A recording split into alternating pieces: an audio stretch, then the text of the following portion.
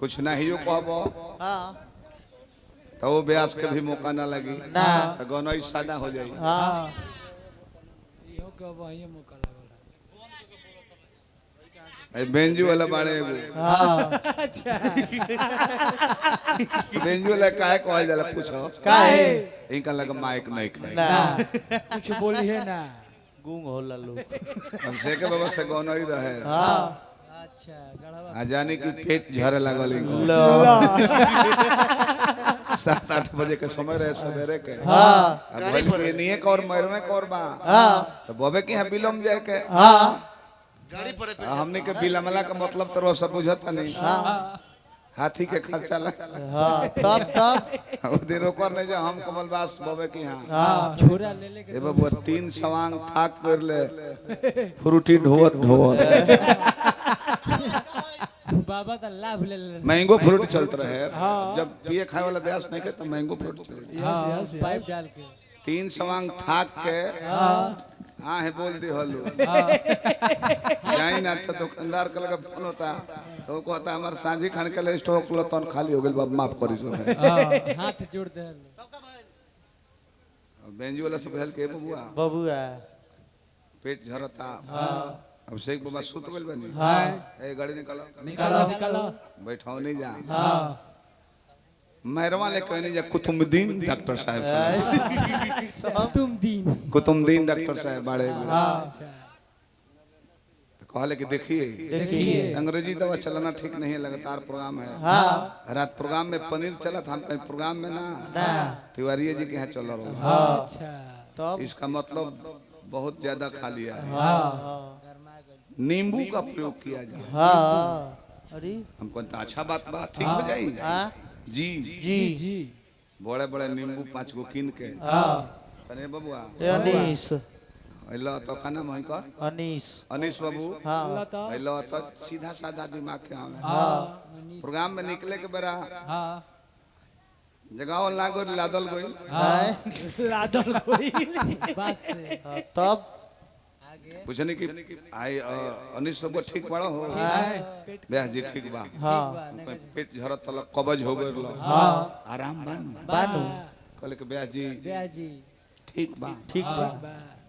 बाकी पेटवा गुड़गुड़ाता अरे मर्दे ठीको बा गुड़गुड़ा तो बा ई कैसे कहले कि ना ना नींबुआ का प्रयोग कइल जी जी दिक्कत ई है बाकी जले नींबुआ लगौले रहता नहीं नु अच्छा तले ठीक रहता काढ़ता नहीं तो फिर झरल मर्दे पागले हवा का तरह के नींबू घोर के पिए के दिहर लो आ तू मोहाच जाम करे खातिर लगा ले पागल हो ना निकाल के फेंकबो कजने हमरा बेंजू वाला के झाड़ा लाग गई अब पेट खराब हो गई हमरा के यहाँ के बेचारू पनीर इतना ना खा ली हले बॉल पड़ गई आ डॉक्टर के यहाँ गईले तो डॉक्टर साहब नींबू सेवन करे के बतौले तो कजने जब जब नींबू हेजा राखोस तो पेटवा आराम रहे आ ना तो हटा देस तो मने अब खड़े छे ई बात ना हो वहाँ के बेंजू वाला के नाम संदीप संदीप हाँ भाई उतना सनकल बेंजू वाला धरती पर केहू के ना देखनी ऐसे संदीप नाम रखा गया। उनका गांव में खाली ड्रामा होखे लागल अब भाई महाभारत के सीन होखे लागल बाकी महाभारत के सीन होई अब जाने कि केहू दुशासन बन गई केहू कर्ण बन गईले केहू दुर्योधन बन गई आ द्रौपदी के रोल केहू करबे ना करे। अच्छा अब जोहत जोहत जोहत अरे भाई संदीपे भाईवा तो भेटा जाता बैल के सुना आज प्रोग्राम में तू मत जा आ द्रौपदी के रोल तहरा कर देबे के बा आ सुना डायरेक्टर समझा देले के सुना सुना तारा के मेकअप मैन ना जी मेकअप मैन 5-6 गो साड़ी पहना दी है आ 5 गो खिंचाई आ तहरा इतने रोल बा अपना कन्हैया भैया के याद करे के बा कन्हैया भैया की हाँ याद करे के बा अब जान जाए कि जब साड़ी पहनावे के बेहरा भई मेकअप मैन के 6 गो साड़ी पहनावे के रहे ऊ बेचारा 5 गो साड़ी पहना दिहल दारू पी के दारू पी के अब जाने कि एगो साड़ी हट गइल बा अब 5 गो साड़ी की इनका के पहना दिहल गइल अब तले ने दुशासन अपना रोल में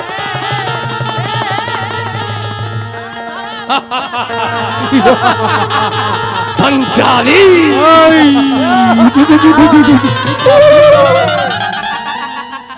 आई इनकर बेंजू वाला हरराम भैया के बेंजू वाला सेटिंग नु हल्लो आई अब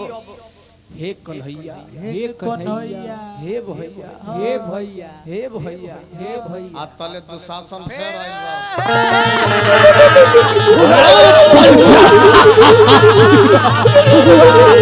आ तले साड़ी एगो लौकल बा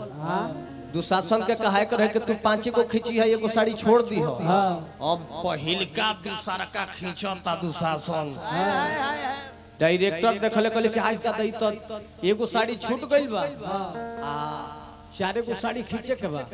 गइले डायरेक्टर कहत रे ए दुशासन रे 4 गो खींची है 4 गो अब जान जाए कि ने दुशासन अपना रोल में डायरेक्टर कहत रहे कि 4 गो एने दुशासन कहत रहे कि आई हां ढेर घबराई बताया के साजे लागो रही आए महाराज खींचत खींचत दुशासन 5 साड़ी खींच दिहले अच्छा अब बेंजू वाला एकदम निवस्त्र लपटे हे भैया हे कन्हैया भैया हे कन्हैया अब जान जाए कि जब कन्हैया भैया के ही कहत रहे